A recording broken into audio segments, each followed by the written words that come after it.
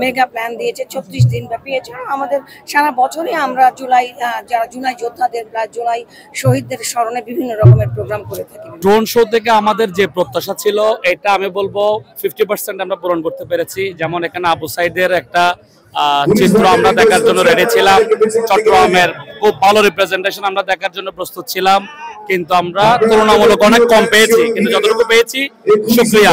আমরা আজকে এখানে খুবই আমরা স্মৃতি কাতর হয়ে গিয়েছিলাম আর কি, যে গত বছর জুলাইয়ে আমাদের মারা যাওয়ার কথা, শহীদ হওয়ার কথা, আজকে যারা আমাদেরকে মেরে ফেলার কথা তারা ইন্ডিয়া পলাইছে।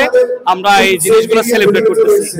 এই ব্যাপারটা আজকের জন্য খুবই সিগনিফিকেন্ট একটা ঘটনা বলে আমরা মনে করছি আর কি।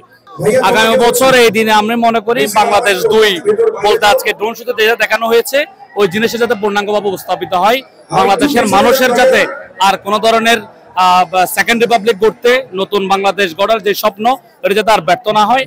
আগামী বছর জুলাই আমরা দেখতে চাই একটা সফল বাংলাদেশ।